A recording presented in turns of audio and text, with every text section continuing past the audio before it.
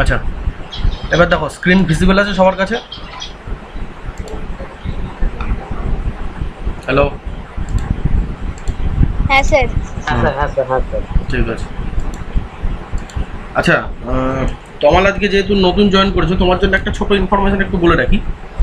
দেখো basically physics বলো বা ম্যাথ বলো, এই যে চ্যাপ্টারগুলো আছে না, বিশেষ করে তোমার হয়তো আজকের ক্লাসটাতে হয়তো একটু দু এক জায়গায় প্রবলেম হতে পারে, বাট আজকের এই যে ক্লাসটা যেটা শুরু হবে, তুমি চেষ্টা করবে, মানে আজকের পর থেকে প্রবলেম হবে না, বাট আজকের দিনটা বা নেক্সট যদি কোনো চ্যাপ্টারের কন্টিনিউশন হয়, চেষ্টা করবে তার ঠিক আগের ক্লাসটা কি করিয়েছি একটু মোটামুটি দেখে নেওয়ার, ঠিক আছে? তারপরে আর অসুবিধা হবে না, ঠিক আছে? তো কেন ফিজিক্স আর ম্যাথামেটিক্সে যেটা প্রবলেমটা হয় কি বলতো, একটা চ্যাপ্টারের সাথে বা দুটো চ্যাপ্টারের সাথে প্রিভিয়াসলি আরও দুটো তিনটে চ্যাপ্টারের কনসেপ্ট হয়তো কিছু কিছু দরকার পড়ে। সো যেটা লাগবে আমি বলে দেবো, একটু মাথায় রাখবে এই জায়গাটা, ঠিক আছে? আচ্ছা, হ্যাঁ, আচ্ছা, তো আমাদের আগের দিন হচ্ছিল লজ অফ মোশনের পার্ট 1, যেটা আমরা আগের দিন কমপ্লিট করেছি। আজকে আমাদের যেটা হবে সেটা হবে লজ অফ মোশনের পার্ট 2, কিন্তু তার আগে আমার কিছু কথা বলার আছে। একটু সিলেবাসটা ভালো করে খেয়াল করে দেখো। আচ্ছা, আমাদের সিলেবাস অনুযায়ী আমাদের কি কি করানো হয়ে গেছে? স্যার, ইউনিট ডাইমেনশন করানো হয়ে গেছে, আমরা চলছি এখনো লজ অফ মোশনে সবে ঢুকেছি। দেখো একটা জিনিস খেয়াল করো, দেখো লজ অফ মোশন চ্যাপ্টারটা যদি শুধু বলতো না, তাহলে কিন্তু এত প্রবলেম ছিল না। জাস্ট যেটুকু আমরা ফার্স্ট ক্লাসে যেটা শিখেছি আর আজকের দিনে যেটা করাবো সেটা করলে কমপ্লিট হয়ে যাবে। বাট সিলেবাসটা চেঞ্জ করে গত বছরে যেটা করেছে সেটা হচ্ছে কিছু চালাকি করে দিয়েছে। চালাকিটা কি? দেখো ওভারঅল তুমি যদি দেখো এ থেকে শুরু করে আপ টু ও অবধি তোমার সিলেবাস। এবার তোমার মনে হতে পারে sir photo electricity, lens, refraction of light, হ্যাঁ, থার্মোডাইনামিক্স, ট্রান্সমিশন অফ হিট বা এই ধরনের টপিকগুলো অনেক ছোটো ছোটো দেওয়া আছে। সারফেস টেনশনটা একটু বড় আছে, ফ্লুইড মেকানিক্স পার্টটা একটু বড় আছে, গ্র্যাভিটেশনটা আবার ছোট আছে, ওয়ার্ক পাওয়ার এনার্জি বড় আছে। দেখুন স্যার লজ অফ মোশনটা অনেক বড় লেখা আছে, এর মধ্যে কি দেওয়া আছে? বেসিক্যালি দেখো যেটা চালাকিটা যেটা করা হয়েছে, লজ অফ মোশনের মধ্যে এত কিছু থাকে না সাধারণত। চালাকি যেটা করা হয়েছে এর মধ্যে কমসে কম 4টের ওপর চ্যাপ্টারকে এমবেডেড করে দিয়েছে এই পার্টিকুলার সেগমেন্টের মধ্যে, যার ফলে হয়ে গেছে আমাদের এই যেটা আগে নর্মালি যেটা আমরা লজ অফ মোশন একটা বা দুটো ক্লাসের মধ্যে শেষ করে দিতাম, সেটাই আমাকে কমসে কম 3টে থেকে 4টে ক্লাস দিতে হবে। তো এটা নিয়ে ভয় পাবার কিছু নেই। তোমরা হয়তো ভাববে যে স্যার ফিজিক্সে এত পড়তে হবে না, এত কিছু পড়তে হবে না, কারণ পরের চ্যাপ্টারগুলো অটোমেটিক্যালি টাইম কম লাগবে। যেমন এইগুলো একটা ক্লাসে করে দেবো, এইটা একটা ক্লাসে হয়ে যাবে, এটা একটা ক্লাসে হয়ে যাবে, এটা একটা ক্লাসে হয়ে যাবে, এটা একটা ক্লাসে হয়ে যাবে, এটা একটা ক্লাসে হয়ে যাবে, এটা একটা ক্লাসে হয়ে যাবে, এগুলো সব একটা দুটো ক্লাসের মধ্যে কমপ্লিট হয়ে যাবে। বাট এটার মধ্যে অনেক কিছু ঢুকিয়ে দিয়েছে। এবার যদি বলো স্যার কী কী ঢুকিয়েছে একটুখানি দেখে নিই আমরা। দেখো ফোর্স আমাদের হয়ে গেছে করানো, বেসিকের মধ্যে করিয়ে দিয়েছি, তাই তো? ফোর্স সম্পর্কে এখানে ডিটেলসে শুধু একটা ওয়ার্ড বলে ছেড়ে দিয়েছে, বাট ফোর্স মানে ফোর্সের যাবতীয় কিছু তোমাকে জানতে হবে। সেখানে ইকুইলিব্রিয়াম কন্ডিশন কী করে আসছে, লেমিস থিওরাম কী করে আসছে, সেটাকে আমরা রিজলভ কী করে করব, সেই রেজলিউশন থেকে কীভাবে রেজাল্টেন্ট বার করবো, তার ডিটেল আলোচনা সেগুলো আমাদের অলরেডি করানো হয়ে গেছে। মোমেন্টাম অলরেডি আমরা পড়ছি, এর ভেতরে আমরা কিছু জানছি, অলরেডি কিছু জেনেছি, পরবর্তীকালে আরও কিছু জানবো। মোমেন্টাম সম্পর্কে জানতে হবে, নিউটনসের লস সম্পর্কে জানতে হবে, যেটা আমাদের আগের দিনের ক্লাসে হয়েছে, আজকেও কিছুটা হবে অ্যাপ্লিকেশন। এছাড়া দেখো ইনার্শিয়া সম্পর্কে কনসেপ্ট আগের দিন আমাদের করা হয়ে গেছে। তো বেসিক্যালি এইগুলো আমাদের সিলেবাসের মধ্যে আগেও ছিল, এখনও আছে, এবং এইগুলো জানানো তো থাকে। চালাকিটা কি করেছে দেখো, তোমাকে এখানে বলে দিয়েছে মোমেন্ট অফ ইনার্শিয়া পড়তে হবে। তাহলে মোমেন্ট অফ ইনার্শিয়া আলাদা একটা চ্যাপ্টার, সেটা পড়তে গেলে তোমাকে আবার জানতে হবে সেন্টার অফ গ্র্যাভিটি সম্পর্কে নলেজ রাখতে হবে, ঠিক আছে, বা সেন্টার অফ মাস সম্পর্কে নলেজ রাখতে হবে। তাহলে এটা চলে গেল একটা চ্যাপ্টার। নেক্সট এখানে কি বলে দিয়েছে, সেন্ট্রিপিটাল সেন্ট্রিফিউগাল ফোর্সেস, ঠিক আছে, এটা না একটা ছোট টপিক, এটা আমি আলাদা কোনো চ্যাপ্টারের মধ্যে বলছি না, সেটা ফেয়ার। এখানে কি বলে দিয়েছে, angular displacement, angular velocity, acceleration, momentum, torque, etcetera. So next এখানের মধ্যে যেটা চলে আসলো সার্কুলার মোশনের চ্যাপ্টারটা পুরোটা ছিল। সার্কুলার মোশনের ভেতরে আবার তিনটে মোটামুটি মোরাললেস 3খানা পার্ট রয়েছে, ABC করে আমরা দেখাতে পারি। সো এটা সাব চ্যাপ্টার হয়ে গেল অনেকটা, দুটো একটা বড় চ্যাপ্টার চলে আসলো। নেক্সট কি বলেছে, স্ট্যাটিক অ্যান্ড ডাইনামিক ফ্রিকশন, তার মানে ফ্রিকশনের কথা বলে দিল। দেখো 3 নম্বর চ্যাপ্টারে ফ্রিকশন আমাদেরকে শিখতে হবে। 4 আর কি বলে দিয়েছে, আর বলে দিয়েছে ব্যাংকিং অফ রুটস, এটা একটা ছোট টপিক, বাদ দাও। তার মানে দেখো অ্যাকচুয়ালি তুমি যদি দেখো লজ অফ মোশনটা ছাড়াও আরও এক্সট্রা আমাকে 4টে চ্যাপ্টারের মধ্যে এমবোর্ডেড করে দিয়েছে। বুঝতে পারছো সিলেবাসটা কীরকমভাবে করেছে, মানে টপিকগুলোকে কীভাবে ইনসার্ট করে দিয়েছে।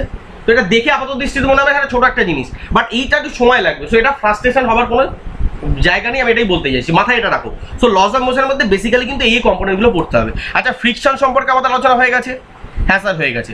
ফোর্স সম্পর্কে আলোচনা ডিটেলে হয়েছে, হ্যাঁ স্যার হয়েছে। আমরা এখন কোথায় আছি স্যার? লস অফ মোশনের বেসিক যে পার্টগুলো আছে, মানে নিউটনসের যে লসগুলো আছে তার অ্যাপ্লিকেশন, প্রিন্সিপাল এবং অ্যাপ্লিকেশন, এই সম্পর্কে আমরা আছি।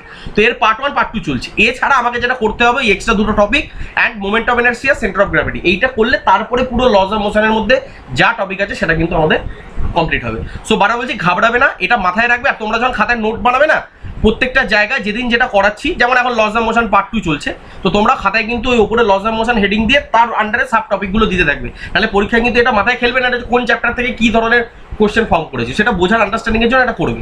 যাই হোক, এটা বলে রাখলাম, এটা একটু বড় হবে চ্যাপ্টারটা, এটা মাথায় রেখো। আচ্ছা, তো আগের দিনে আমাদের কতটুকু হয়েছে লাস্ট আমাকে বলো কেউ একজন, কতটুকু আমাদের লাস্ট আগের দিন হয়েছিল? এনিওয়ান, কেউ একজন বলো। Sir motion of connected bodies এর একটা করিয়েছিলাম, ভেরি গুড, ঠিক আছে। আচ্ছা দেখো, নোটটা বাড়িতে কিভাবে করবে বলে রাখি। পরীক্ষার আগের রাতের জন্য একটা শর্ট নোট তোমাদেরকে বানাতে হবে, আগে সেটা বলে নিই, তারপরে আমি যাচ্ছি আজকের টপিকে। পরীক্ষার আগের রাতের জন্য তোমাদেরকে একটা শর্ট নোট বানাতে হবে, বা মক টেস্ট দেওয়ার আগে তোমরা রিভিশন করার জন্য বড় নোট থেকে বা ব্রড নোট থেকে তোমরা করতে পারবে না, ঠিক আছে? তার জন্য একটা শর্ট নোট বানাতে হবে। শর্ট নোটের মধ্যে কিরকম থাকবে? ধরো ফর এক্সাম্পল তুমি লস অফ মোশনের শর্ট নোট বানিয়েছো, তো তার মধ্যে কি থাকবে দেখো, আমি যেরকমভাবে লিখছি সেভাবে করবে। প্রথমে একটা ডায়াগ্রাম থাকবে, অন্য কালারের একটা পেন দিয়ে প্রথমে ডায়াগ্রাম বানাবে। সাপোজ এই হচ্ছে আমার ডায়াগ্রাম, সাপোজ এই হলো আমার ডায়াগ্রাম, যেটা আগের দিন করিয়েছি, আগে সেখান থেকে আমি যাচ্ছি। এই আমার ডায়াগ্রাম। কি শিখেছি স্যার? এই দিকে একটা মাস দিয়ে দিন, সাপোজ আপনি দিয়ে দিন স্যার M1 মাস, একটা বডি আছে, আর এখানে একটা পুলি আছে, সেই পুলির মধ্যে একটা স্ট্রিং দিয়ে অপর দিকে আর একটা মাস M2 ঝুলছে। আর আমরা এখানে ধরে নিয়েছি কি ধরেছিলাম condition sir? M1 is greater than M2। তাহলে যখনই M1 is greater than M2, তার মানে স্যার এর নিচের দিকে পড়ার চেষ্টা করবে, আর এর নিচের দিকে পড়বে মানে তার মধ্যে টেনশন কোন দিকে কাজ করবে? ওপরের দিকে কাজ করবে, ঠিক। আর এই ওপরের দিকে উঠছে মানে তার মধ্যে টেনশন কোন দিকে কাজ করছে? স্যার ওপর দিকে কাজ করবে। তো এইগুলো অ্যানালিসিস আগের দিন করেছি। করার পরে তোমার কাছে ফাইনাল আউটপুট কি এসেছিল? স্যার আমার কাছে দুটো জিনিস এসেছে, ডেরিভেশন লিখবে না কিন্তু শর্ট নোটে। আমার কাছে দুটো আউটপুট এসেছিল। কি স্যার? আমরা সব কিছু ক্যালকুলেশন করে আলটিমেটলি বার করেছি কি? অ্যাসিলারেশন এ, তার রাশিমালা কি বেরিয়েছিল sir? G into M1 minus M2 divided by M1 plus M2। তাহলে এটাকে এরকমভাবে বক্স করে দেবে। এটা হয়ে গেল অ্যাসিলারেশন অফ দ্য বডি, আর তারের মধ্যে যে টেনশন কাজ করছিল, দ্যাট মিনস যে ইন্টারনাল ফোর্সের কাজ করছিল, তার রাশিমালা কত বেরিয়েছিল sir? 2 into M1 M2 into G divided by M1 plus M2। বাকিগুলোর আমি বলছি না, সেটা টাইম টু টাইম আমরা অ্যানালাইসিস করে চলে যাবো। বাট তোমরা মাথায় রাখবে, এরকম 1 নম্বর পয়েন্ট দিয়ে তুমি এটা শর্ট নোটের মধ্যে রাখলে। দেখো এর মধ্যে আমি কোনো কাটাছেটা করেছি, কোনো অ্যানালাইসিস দেখিয়েছি, কোনো ক্যালকুলেশন দেখিয়েছি, কোনো ডেরিভেশন দেখিয়েছি, কিচ্ছু না। ওগুলো বাড়িতে প্র্যাকটিস করবে, রাফ খাতায় প্র্যাকটিস করবে, বড় নোটে থাকবে, ওগুলো থাকবে। বাট পরীক্ষার আগে তোমার শুধু এইটুকু দরকার, শুধু ডায়াগ্রাম দরকার, কোনটা বড় কোনটা ছোট ধরেছি, কোন দিকে কি কাজ করছে, অ্যারো প্রপার দেওয়া থাকবে, কোনটা কি বলা হয়েছে, M মাস বলা হয়েছে, T টেনশন বলা হয়েছে, ব্যাস এগুলো দেওয়া থাকবে। A কি অ্যাসেলারেশন, বডি অ্যাসেলারেশন, T হচ্ছে tension of the body, tension of the string. তাহলে এইটুকু দিয়ে শুধু ডায়াগ্রামটা কমপ্লিট করবে, ব্যাস এটা হয়ে গেল সব। সেরকমভাবে আজকে যখন আরেকটা আমরা শিখবো আরও পরপর, আজকে ধরো 10-12টা শিখবো বা 5টা শিখলাম, 6টা শিখলাম, তো সেটা কি হয়ে যাবে? এখানে পরপর দাগ নাম্বার দিয়ে আমরা পরপর এইভাবে নোট করতে লিখতে যাবো। ক্লিয়ার? বোঝাতে পারলাম? আচ্ছা, তো আমাকে অনেকে পাঠিয়েছিলে আগের দিনের প্রবলেমটা, তো আমি সেখান থেকেই আজকে একটু স্টার্ট করি।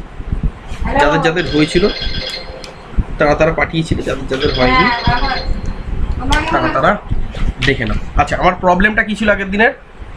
বাড়িতে হোমওয়ার্ক কী দিয়েছিলাম স্যার? এই আমার একটা টেবিল আছে, টেবিলের এখানে একটা স্যার পুলি দেওয়া আছে,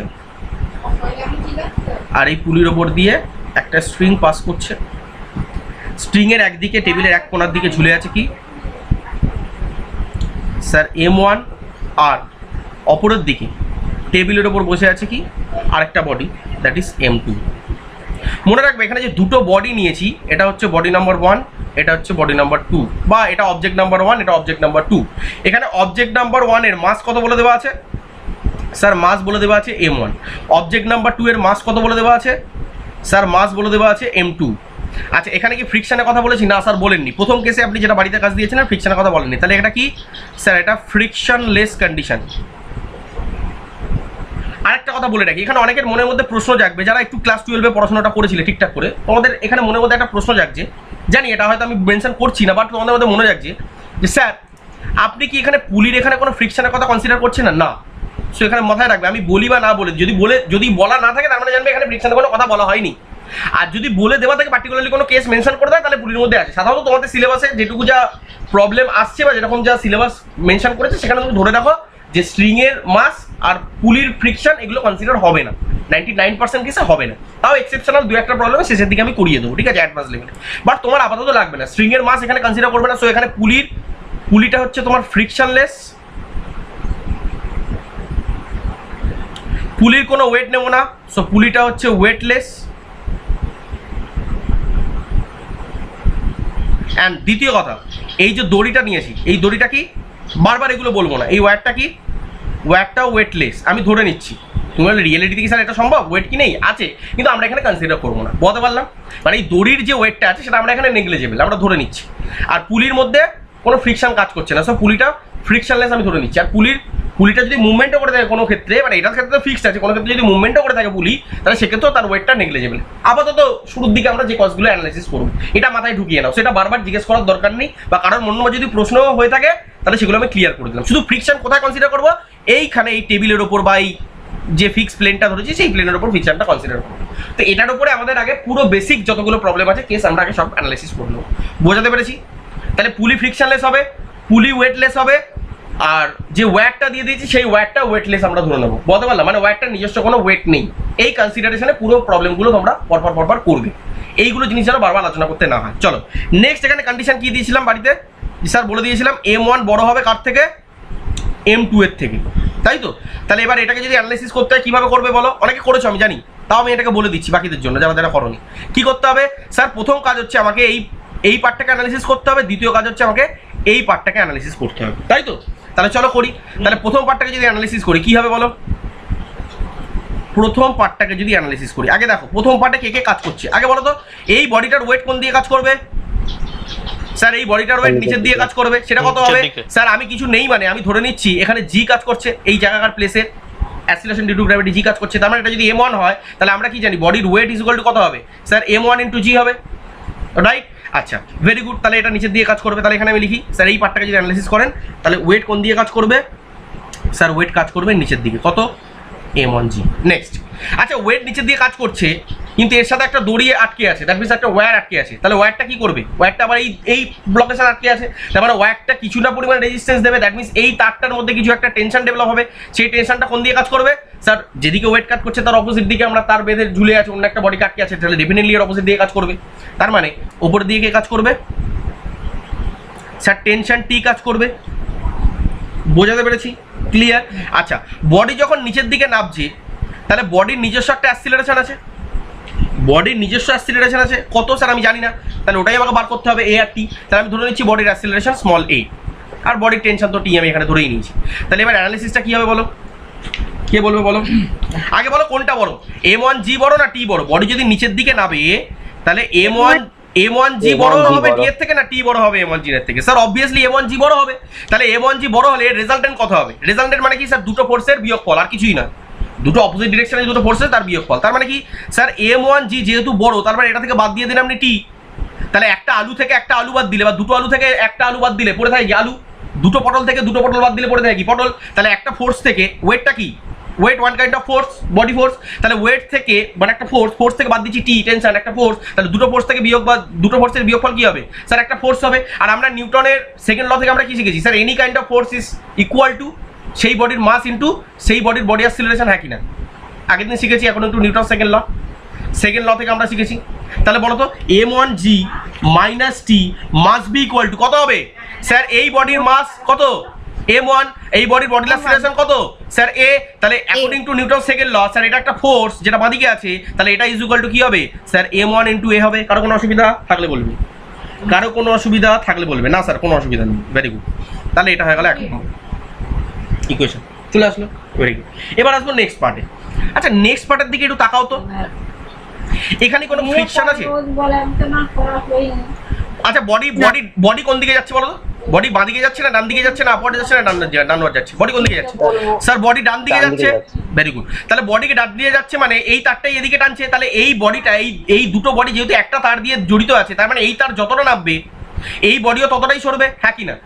মানে ধরো 5 mm আমি একে নিচে নামালাম, তাহলে ও 5 mm এদিকেই সরবে, কারণ একই তার দিয়ে পুরো একটা সিস্টেমের মধ্যে এটা ইনসার্টেড হয়ে আছে, একে অপরের সাথে কানেক্ট হয়ে আছে।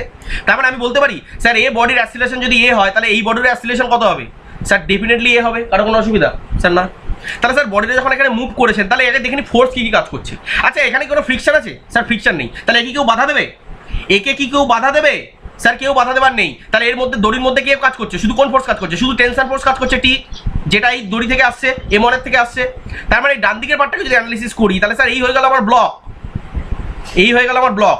আর এই ব্লককে শুধু আমার ডান দিকে টি কাজ করছে, একে বাধা দেবার কেউ নেই। তাহলে এখানে ফোর্স কত? তুমি বলবে স্যার অনলি টি। আচ্ছা একে কেউ বাধা দিচ্ছে? না, কেউ বাধা দিচ্ছে না। তাহলে এই ফোর্সটা ইকুয়াল টু কি হয়ে যাবে? যে কোনো ফোর্স ইকুয়াল টু কি হয়ে যাবে স্যার? এই বডির মাস, এই বডির মাস কত স্যার? M2 ইন্টু কি হয়ে যাবে? ইন্টু কি হয়ে যাবে? এই বডির বডি অ্যাক্সিলারেশন সেটা কত স্যার? এই বডির বডি অ্যাক্সিলারেশন আপনার এ হবে। তাহলে টি ইকুয়াল টু কি বলতে পারবো আমরা এখন স্যার? M2 ইন্টু এটা বুঝলে কি বুঝলে না? ধরো আমি বলছি, ধরো এদিকে একটা অলিক বল আছে ধরে নাও, মানে এই পেছন দিকে একটা এর একটা পেছন দিকে ফোর্স কাজ করছে ধরে নাও, ফ্রিকশনাল ফোর্স। তাহলে যদি সেটা থাকতো তাহলে আবার কি হতো? এখানে ফোর্সটা কিভাবে রিজলভ করতাম স্যার? আমি এইভাবে বিয়োগ করতে টি মাইনাস এফ ডিভাইড এইটা ইকুয়াল টু এই বিয়োগফলটা একটা রেজাল্টেন্টটাকে একটা ফোর্স ইকুয়াল টু এই বডির মাস ইনটু এই বডির অ্যাক্সিলারেশন। কিন্তু যেহেতু এটা নেই, তাহলে এটাকে আমি যদি মনে মনে জিরো ধরি, তাহলে টি মাইনাস জিরো ইকুয়াল টু একটা ফোর্স, তাহলে সেই ফোর্স ইকুয়াল টু সেই বডির মাস ইনটু অ্যাক্সিলারেশন। তাহলে সেকেন্ড আমরা কি পেলাম? সেকেন্ড আমরা কি পেলাম sir? T equal to M2 into. কারো কোনো অসুবিধা? কারো কোনো অসুবিধা নেই তো? তাহলে 1 নম্বর আর 2 নম্বর ইকুয়েশনকে কম্পেয়ার করো, করে কি আসছে বলো, বা 1 নম্বর ইকুয়েশনের ভ্যালু 2 নম্বর ইকুয়েশনে বসিয়ে দাও, তাহলে করলে কি আসছে বলো। স্যার প্রথমে আপনি পেয়েছেন M1G ইজ ইকুয়াল টু কি বলতে পারি? M1A প্লাস টি বলতে পারি কি পারি না? দেখো তো এখান থেকে বলতে পারি sir M1G is equal to, এদিকে কত ছিল স্যার? M1A আর টিটা ওদিকে নিয়ে চলে গেলে কত হবে স্যার? প্লাস টি। আচ্ছা সেকেন্ড ইকুয়েশন থেকে এবার দেখো তো, M1A যেমন রইল, আর এখানে টি এর জায়গায় আমি এই সেকেন্ড ইকুয়েশনের ভ্যালুটা বসিয়ে দিতে পারি? বলবে স্যার হ্যাঁ স্যার বসিয়ে দিতে পারেন। কত হবে স্যার? M2A। তাহলে এখান থেকে আমার এর ভ্যালু কত আসলো গো? কে বলবে স্যার? এর ভ্যালু আপনার যেটা দাঁড়ালো সেটা হচ্ছে M1G ডিভাইডেড বাই কত? ডিভাইডেড বাই কত? M1 plus M2। Very good, আশা করি সবার মিলেছে। যারা যারা করেছিলে আমি হয়তো চেক করতে পারিনি, দেখো মিলেছে সবার? দেখে নাও বাড়িতে যেটা করেছিলে মিলেছে? ঠিক আছে, ভেরি গুড। এবার বার করতে হবে কি স্যার? এবার বার করার পালা হচ্ছে টি। আচ্ছা টি কি করে বার করবো স্যার? এর ভ্যালুটা যে কোনো একটা ইকুয়েশনে বসিয়ে দিই স্যার। সব থেকে ইজি ইকুয়েশন কি আছে sir? T is equal to M2A, সব থেকে একটা ইজি ইকুয়েশন। তাহলে এখানে এর ভ্যালুটা বসিয়ে দাও, তাহলে M2 ইন্টু A। তাহলে এর ভ্যালু বসিয়ে দাও স্যার। এর ভ্যালু অলরেডি আপনি এখন পেয়ে গেছেন কত sir? M1 into G divided by M1 plus M2। তাহলে বসিয়ে দিলে টি এর ভ্যালু কত আসছে স্যার? টি এর ভ্যালু যেটা দাঁড়াচ্ছে সেটা হচ্ছে M1 M2 into G divided by M1 plus M2। আচ্ছা কেউ সিমিলারিটি পাচ্ছ? মনে রাখার কেউ কিছু আইডিয়া পেলে? দেখো আমি যদি তোমাকে পাশাপাশি এই দুটোকে একটু ড্র করে দিই, এই বডিটা আর এই বডিটার মধ্যে আর তোমাদের এই বডিটার মধ্যে, তাহলে এখানে কিছু সিমিলারিটি পাচ্ছ? ফর্মুলার মধ্যে বলছি, ফর্মুলেশনের মধ্যে। দেখো এই বডির ক্ষেত্রে এ কত পেয়েছিলাম? কে বলবে? এই বডির ক্ষেত্রে এ কত পেয়েছিলাম sir? G into M1 minus M2 divided by M1 plus M2। আর এই বডির ক্ষেত্রে টি কত পেয়েছিলাম স্যার? এই বডির ক্ষেত্রে টি পেয়েছিলাম 2 into M1 M2 G divided by M1 plus M2। দেখো তোমরা at the end of the day দেখো ডেরিভেশন জানো, শিখেছো, ভালো কথা, বাট পরীক্ষায় নট নেসেসারি সবসময় তোমাকে ডেরিভেশন করতেই হবে বা করার সময় পাবে বা করাটা অ্যাপ্লিকেবল হবে, এটা নট নেসেসারি। সো আমাকে রিলেট করতে হবে কোনো না কোনোভাবে, একটা ফর্মুলেশনের সাথে আরেকটা ডায়াগ্রামের আমাকে ফর্মুলেশনগুলো রিলেট করতে হবে। মানে পরীক্ষায় যদি এক ঝলকে আমি ফর্মুলাটা বসিয়ে দিতে পারি, তাহলে আমার কাজ মোটামুটি শেষ, 99% কাজ শেষ। এবার বাকি তো পড়ে রইলো ক্যালকুলেশনের পার্ট বা অপশানে দেখে টিক মারার পার্ট। তাহলে সেকেন্ড পার্টে আমরা কি পেলাম? এর ক্ষেত্রে স্যার এ পেলাম শুধুমাত্র M1G divided by M1 plus M2। আর টি কত পেলাম sir? M1 M2G divided by M1 plus M2। তার মানে মনে রাখার নিয়ম হচ্ছে স্যার এই ডায়াগ্রামের যা টি পাবো, এই ডায়াগ্রামের টি বার করার জন্য শুধুমাত্র এখানের ক্ষেত্রে আমার 2 দিয়ে গুণ হবে, আর এর ঠিক হাফটাই হবে আমার এখানে। এটা হচ্ছে মনে রাখার একটা অন্যতম পলিসি। আর সেকেন্ড ক্ষেত্রে স্যার এই দুটো বডি যেমন একে অপরের সাথে একই পুলির মধ্যে ঝুলে আছে, একে অপরকে ব্যালেন্স করছে, সো ওই জন্য এদের মাসের আমি এখানে রেজাল্টেন্ট নিয়েছি। আর এই বডির ক্ষেত্রে যেহেতু M1ই পুরো দায়িত্ব সহকারে একে টেনে নিয়ে নিচে নামিয়ে দিচ্ছে, বলতে পারলাম এখানে ব্যালেন্সের থেকে বড় কথা এ নামিয়ে দিচ্ছে টেনে, আর ফ্রিকশন যেহেতু কাজ করছে না, সো এখানে M1 রেসপন্সিবল, সো উপরে আসলো M1। এইভাবে জাস্ট গল্পের ছলে জিনিসগুলোকে অ্যাসোসিয়েট করে রাখো, যাতে পরীক্ষার হলে ক্যালকুলেশন কম করতে হয়, ডেরিভেশন কম করতে হয়, ভাবতে কম হয়, কাজ হাতে কলমে কাজ বেশি হবে, মানে হাতে পেন বেশি চলবে, বলতে পারলাম। তাহলে এই দুটোর মধ্যে ডায়াগ্রামের বেসিক ডিফারেন্স কি, স্যার টিটা হাফ হয়ে যাবে ডান দিকের কেসে, আর ওর ক্ষেত্রে যেহেতু একে অপরকে ব্যালেন্স করছিল তাই জন্য M1 - M2 হচ্ছিল, আর একে পুরো ডাইরেক্টলি টেনে নামিয়ে দিচ্ছিল বলে M1G হয়ে যাচ্ছিল। ব্যাপারটা হলো এইটা, বলতে পারলাম, সিম্পল ব্যাপার। তো এইভাবে মনে রাখবে। চলো এবার যাবো নেক্সট কেসে। আচ্ছা নেক্সট কেসটা আমি বলবো পরে, আমি একটু তোমাদের দেখতে চাইছি কে কি করলে, ঠিক আছে, তোমরা কে কীভাবে অ্যানালাইসিস করছো, তো আমাকে একটু দিয়ে দিই, তোমরা একটু আগে ট্রাই করো, তারপর আমি বলবো। কারণ আমি আলটিমেটলি সবই বলে দেবো, কিন্তু আমি চাইছি তোমরা একটু নিজের আমার সাথে সাথে কাজটা চালাও। তো এবার আমাদের যেটা পরের কেস, ঠান্ডা মাথায় দেখবে।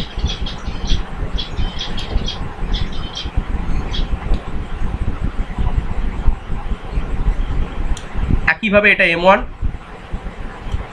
একইভাবে এটা M2। এখানে আচ্ছা ছবিতে আমার একটু ভুলভাল দেওয়া আছে, ছবি দেখে তোমরা কেউ ঘাবড়াবে না। এখানে কন্ডিশনটা ওই আগের মতনই কন্ডিশন রাখো, যেখানে M1 is greater than M2, বলতে পারলাম, M1 বড় M2 ছোট। আর এখানে নতুন কন্ডিশন কি বলে দিয়েছি, এখানে নতুন কন্ডিশন আমি বলে দিয়েছি যে এই যে প্লেনটা আমি নিয়েছি, এই প্লেনটা রাফ প্লেন, দ্যাট মিনস এখানে আমাকে ফ্রিকশনকে কনসিডার করতে হবে। আর ফ্রিকশনকে কনসিডার করার জন্য আমার জানা কি দরকার, স্যার মিউর ভ্যালু জানা দরকার। সো আমি এখানে কোশ্চেনে বলে দিলাম যে এখানে যেহেতু এটা রাফ প্লেন, সো এখানকার কোএফিশিয়েন্ট অফ ফ্রিকশন হচ্ছে আমার মিউ আমি এটা বলে দিলাম, মিউ হলো। তাহলে এবার তোমরা একটু বেসিক কিছু অ্যানালিসিস করো, তারপরে আমি আসছি, একে একে করতে থাকো, তারপরে আমি বলছি, একটু ট্রাই করো।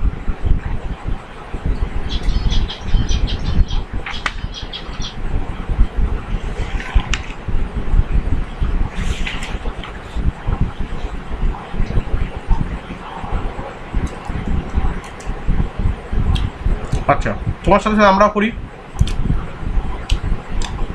এই বডিটা যদি নিচের দিকে নামে, যেহেতু এর মাস বেশি, তাহলে এই বডির ওয়েট কত হবে? M1G। Very good. বডি নিচের দিকে নামছে মানে তার একটা অ্যাক্সিলারেশন আছে, বডি অ্যাক্সিলারেশন, সেটা আমি এই ধরে নিই। আচ্ছা দুটো বডি কি একই তার দিয়ে যুক্ত আছে?